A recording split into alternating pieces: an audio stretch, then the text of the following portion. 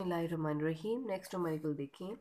Find the value of g due to Earth at geostationary satellite. The radius of geostationary orbit is 48,700 kilometre. यहाँ सिर्फ आपको geostationary satellite का orbit दिया हुआ है. आपने ग्रेविटी की वैल्यू फाइंड आउट करनी है due to the earth at gravitational geostationary satellite. ठीक है, सबसे पहले चलो हम डाटा को समझ लेते हैं. सपोज आपके पास क्या है, ये अर्थ है. ठीक है, अब उसने क्या क्वेश्चन कहा है कि find the value G due to earth at geostationary satellite.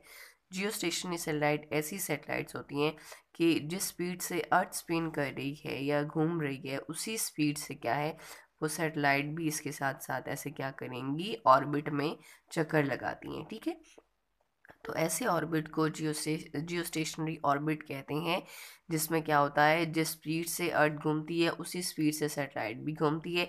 अगर अर्थ अपना एक चक्कर 24 आवर्स में कंप्लीट कर रही है तो जियोस्टेशनरी सैटेलाइट्स भी अपना एक चक्कर 24 आवर्स में कंप्लीट करती हैं. ठीक है, अब उसने हमें क्या चीज़ दी हुई है, रेडियस.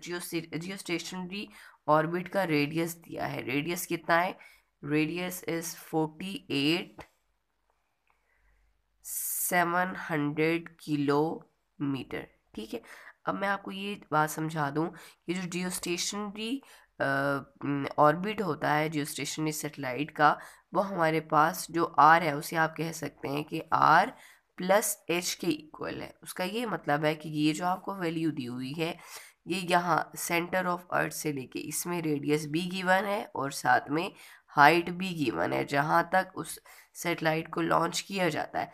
मतलब हाइट भी इसमें है, हाइट और साथ में रेडियस भी गिवन है. तो जो जियोस्टेशनरी सैटेलाइट का जो ऑर्बिट का रेडियस दिया हुआ है वो किसके इक्वल होता है, radius plus height. Radius of earth और height above the surface of earth. ठीक है, अब ये जो आर हमें गिवन है ये किसके इक्वल है, आर प्लस एच बोथ के इक्वल है.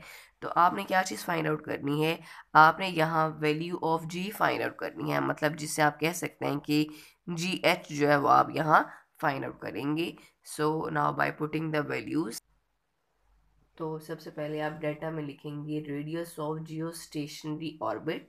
Radius of geostationary orbit आप इस तरह लिखेंगे, R is equal to R plus H, दोनों के इक्वल है. क्या वैल्यू है, 48,700 किलोमीटर. ठीक है, सिंपल वे में लिखने के लिए हम क्या करेंगे, 1 2 3 4 मतलब 4.87 मल्टीप्लाई बाई 10⁻⁴ और किलो का क्या आ जाएगा 10⁻³ साथ में क्या है मीटर.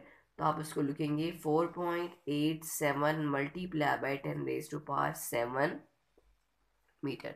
ये आपके पास जियो स्टेशनरी ऑर्बिट का रेडियस आ गया. आपने क्या चीज़ फाइंड आउट करनी है, जी एच फाइंड आउट करना है. उसके लिए आपका फॉर्मूला क्या होता है, G H is equal to G M E over R plus H whole square. ठीक है, अब जी की क्या वैल्यू है आपको पता है, 6.673 multiply by 10⁻⁻11. Mass of earth कितना होता है, 6 मल्टीप्लाई बाई 10⁻24 और आर प्लस एच दोनों की वैल्यू हमें क्या दी हुई है, 4.87 मल्टीप्लाई बाई 10⁻⁷. ठीक है, उसका स्क्वायर है तो हम इसका भी क्या ले लेंगे, स्क्वायर ले लेंगे. क्लियर हो गया यहाँ तक. ठीक है, अगले स्टेप में हम क्या करेंगे, 6.673 मल्टीप्लाई बाई 6 करेंगे तो इसका आंसर आएगा 40.038 मल्टीप्लाई बाय 24 में से जब -11 करते हैं तो क्या आंसर आता है 13 और इसको हम डिवाइड कर देंगे 4.87 का स्क्वायर लेंगे, आंसर आएगा 23.7169 23.7169. ठीक है, आप इसको साथ साथ कैलकुलेटर पे भी कर लिया करें ताकि अगर कोई कमी बेशी रह गई हो तो आप उसको सॉल्व कर लें. और 10⁻⁷ 7 क्या होता है, 7 14. ठीक है, अब हम क्या करेंगे, हम इन दोनों को डिवाइड कर लेंगे.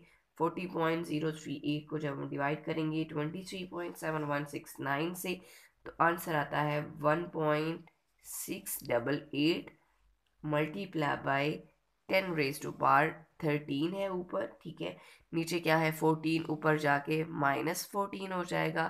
तो इसको हम इस तरह लिखेंगे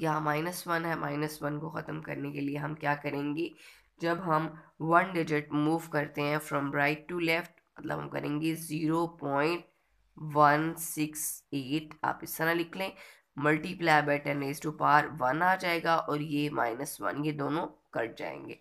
ठीक है, तो 10⁻0 इज इक्वल टू 1, मतलब आपके पास क्या वैल्यू आई है, 0.16 है। 16 को आप राउंड ऑफ करके 17 लिख लेंगे। अब आपने क्या चीज़ फाइंड आउट कर ली, ग्रेविटी एट हाइट। ठीक है, और ग्रेविटी का ऐसा यूनिट क्या होता है, मीटर पर सेकेंड स्क्वेयर। ठीक है, कि जियो स्टेशनरी ऑर्बिट में जो हम सेटेलाइट लॉन्च करते हैं वहाँ ग्रेविटी की क्या वैल्यू थी, 0.17 मीटर पर सेकेंड स्क्वेयर।